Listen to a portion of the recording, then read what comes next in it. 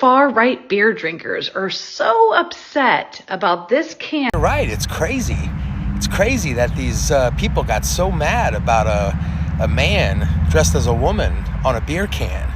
Yeah. It's like an Indian on a stick of butter. Or a guy on a box of rice. Or a woman on a bottle of syrup. Or another guy on a big jar of oats. It's crazy. I know. Yeah. So it's interesting because, the left side and liberals had gone on that canceling train of canceling all these, figures on these, it was Aunt Jemima on the syrup. Yeah. Land O'Lakes, right? It was the Indian so on... that's what he's saying. Yes. Were they trying to cancel those people? The Quaker Oats. Who the hell's trying to cancel the Quaker Oats guy? I don't know, like but nice they did go on a tear of trying to cancel and say this is not right, all this stuff, blah blah blah blah blah. And it's interesting now they're saying, well, why do you guys even care about if there's a trans woman on these things? And it's like, well, you guys just for the last 2 years cared about this stuff. And so it was an interesting. I saw it this morning, and I was like, this is an interesting way of. I didn't think of this, but it was an interesting way to say, like I said, the right says something, and now the left hates it. The left says that exact same thing, and the right hates it. Like it's crazy to me how some people don't see through a lot of this stuff. But it's such a unique, not unique, but it's so outlandish that people just don't see. Like, oh, how can you just have both sides of the coin? You can't. It's impossible in this political world. But people constantly try to do it. Bud Light people had buy to know it. this was coming. I don't know. Everyone thinks the CEO is getting fired. CEO and all the management team. How do you not know that's going to happen? He's a smart guy or gal. I don't know. He doesn't. The CEO doesn't know that ad's going out, but you have high up marketing people that are running ad campaigns. That the CEO did not. No way. No, I disagree. There's no way. That is so controversial. It's not. It wasn't a national ad. This is just like an advertising social media influencer campaign through her account. But it's on the can. Yeah, but that was specific for her. They're not selling that can out in public. Oh, they're not? No. Oh, they just gave her like a specific can?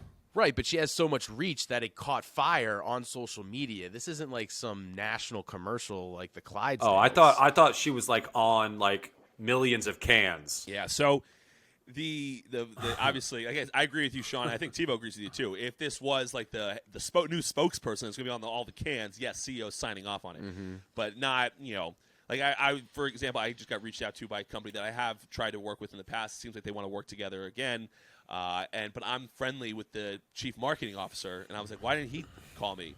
And I was just talking to some of my people, my associates in this world, and they're like, he doesn't even know this is happening yet. Like this is not a thing that he is concerned about. So similar type of thing. However, the backlash has been terrible. Kevin O'Leary's been on all these CNBC shows and all that stuff. Is he out on it? He's out on the business side of it, saying this doesn't make as far as he doesn't care that a trans woman is a part of this. He just said, "Well, your market. Why are you going? You're alienating your base. It's crazy. Yeah, your market is like these people, and you might agree or disagree with what the majority of those people view, but why would you do this? It doesn't make marketing sense." We know in the marketing game, you never. Bottom line, do you think it's helpful or hurtful? I think it's hurtful. Oh, it's hurtful. I think it's getting. I think you got Kid Rock lighting up a pallet of Bud Light on AK-47s. And I think that you got to because your argument would be the trans community and the community that she hits, I don't think, at least not in the long term, they're just going to drink Bud Lights to support them. No, I think because that's what you're saying. You would say, no, we're just going to, we're aggressively supporting Bud Light now. That's just probably not their drink of choice. That's not what I don't know if that's what they're drinking. But it'll blow over too. Yeah, a lot of people definitely blow over. Bud Light. But I just wonder in terms of and it's impossible to calculate this, but how over the long haul do you measure being in the public eye like this and the media attention that it garners for free for the company? Obviously, I remember, I think it was COVID, Black Lives Matter time. Didn't Nike get into some trouble with something they were saying, or some billboards they put up or something. I don't remember. And I remember their stock price took a big hit. I assume Nike sees none of that trouble whatsoever on their stock price or we don't even remember cap so. or whatever. I know, but it was really big. I remember it was big at the time. I think, you know what I think? I think they were doing like supportive ads of, you know, LGBTQ, African Americans, like all. I think they were doing ads supporting that, and the right wing came out and they were like, "Screw you guys for doing that," and the stock price took a dip. But like, you know, they always say like no press is bad press, and some of the marketing gurus that I come from talk about polarity, you know, popularizing polarity and controversy. I definitely see where you're coming from, where it's like polarity, but skew it towards the people that are going to buy your stuff. Yeah. And they did the opposite. Yeah. I don't know. It's interesting if it's just like a little marketing associate, like tasked with going out and finding influencers, and it just blew up in her face. So the only thing I have that I kind of could understand why Budweiser would do this was from a bar guy, and you know, TiVo, you like to go to bars, Sean doesn't, but so you can see this. Like from a bar perspective, like back in the Cadillac Cantina days, was one of the bars that I actually own now, 80 River. But back in those days when I was a customer going out, like it was about 10 years ago, every gentleman in the bar was holding a Bud Light, Bud Light, Miller Lite, you know, Coors. They're holding one of those beers. Now, hardly anybody is. It's all you know, seltzers and all that stuff. Now I understand, like when I go out to Nashville. It's much more beer heavy. That's more of a beer drinking place. Seems like it depends on the place in the country, but at least in my little world here in Hoboken, New Jersey, you know, it supposedly still holds the title of most bars per capita across the country. So it still is a good little test market.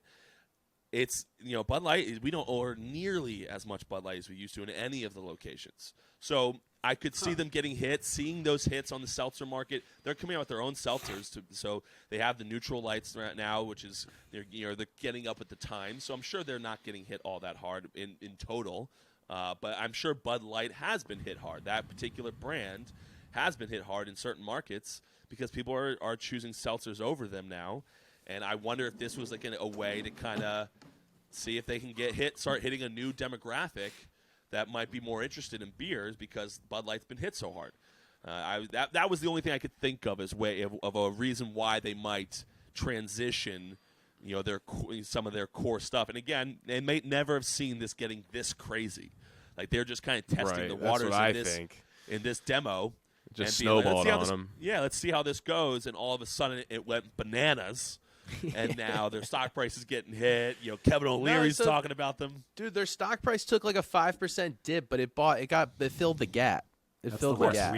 Yeah, it filled the gap. So yeah, so you obviously always have the rebound because the people, like the investors in the world, are going to be like, well, this is not going to stay this way. We live in a 24-hour news cycle, sometimes even less. And like it was a fun thing to jump on board. It's a hot topic, and then celebrities get involved, and it snowballed. But I don't think like it's not the end of Bud Light. But no, certainly not. And I think it's an interesting case study for advertising. Is like, you know, I would agree with that. And did you see what they came out with right afterwards to try to come back? No. Oh, they put out a commercial almost immediately. The Clydesdale. The Clydesdales, the U.S. Army, like, go America. America! Yeah, it was immediate.